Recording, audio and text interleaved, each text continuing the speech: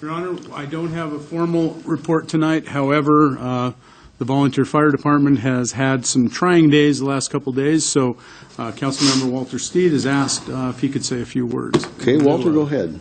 Thank you, Mayor. Thank you, Gary. As liaison from the council to the volunteer fire department, I tend to pay attention to what kind of calls they're getting, what kind of response they're having to make, vehicles, personnel, etc. And last Thursday afternoon at 4:50, there was a call for an injury accident at Highway 95 North and Estes Road. I kind of perked my ears up a little bit, just trying to pay attention. Then at 5:01, another call came in for a hazmat incident regarding some chemical barrels on some property in town. Okay, my other ear went up, listening to that one.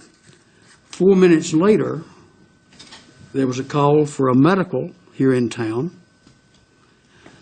And at 5:18, there was a call for a medical rendezvous with Troy. That was 27 minutes, 4 calls, and the chief's going to speak in a moment about what kind of people and equipment turned out for that. But I was so impressed with the way it was handled, by the way that Whitcomb, our dispatch center, handled it.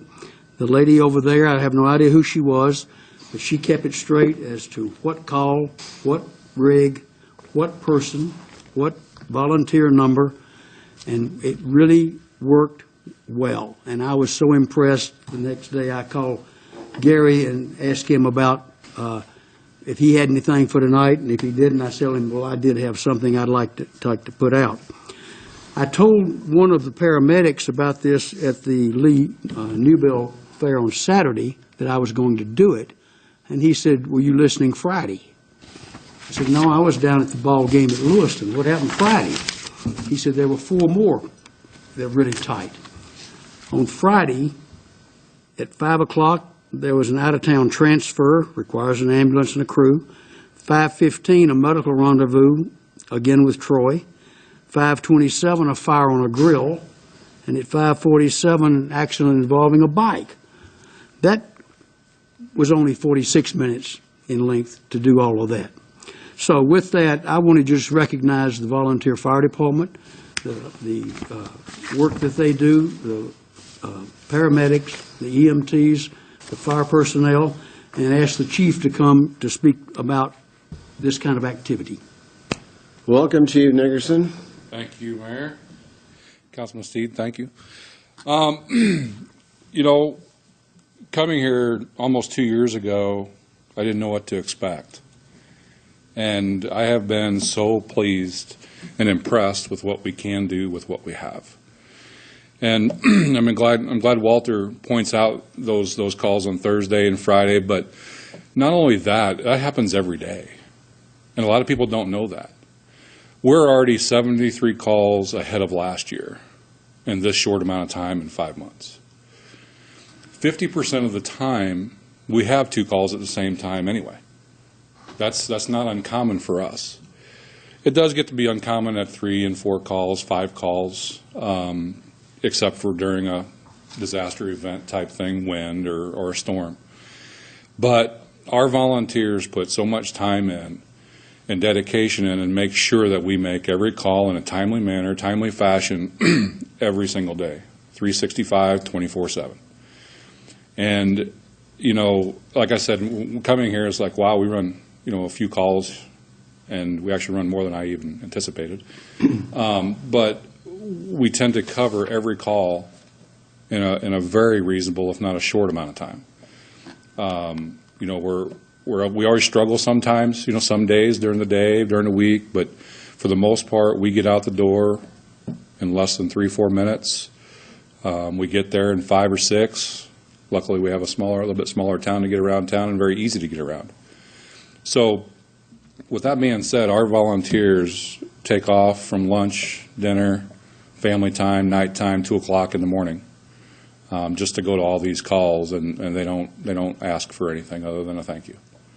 So, you know, I appreciate what you guys give back to the volunteers, and do for them, and support them, and support all the things that we try to do, and And we go far above and beyond what most volunteer organizations do across the country.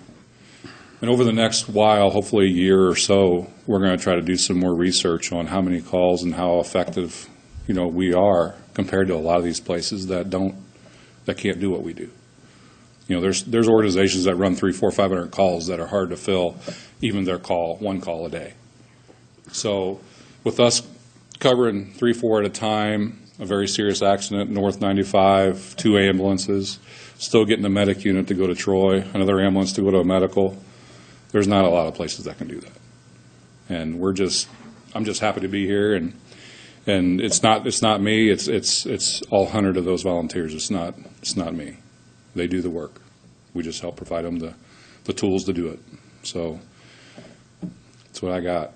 Well, Chief Nickerson, this community, and there's quite a number of people that do recognize what the volunteers do, and it's a very, very important part of this community. It has been for decades and decades and decades, as you well know the history of our fire department. So it is a big deal for all of us, and it's a huge savings of rates and monies that this town saves by having a professional volunteer fire department. So they can all be very well commended.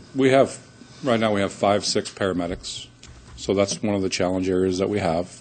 Sometimes we're short, or it's hard to fill a need sometimes. But again, outstanding. We do an outstanding job every day. So those are challenges that we're trying to focus on, and how we can better serve even that. So a lot of people don't know we have paramedics. So I hear out in the community. So. Yeah, and during the school year, Chief, you have how many resident firefighters that live in the 3 stations? We have 24. And during the summer? Could be anywhere from 1 to 8 right now. Yeah. So this was done the other day without the student help. They've all gone off to their summer jobs or to other schooling or whatever. So anyway, kudos to the Moscow Volunteer Fire Department. Thank you, Chief. Thank you. Appreciate it.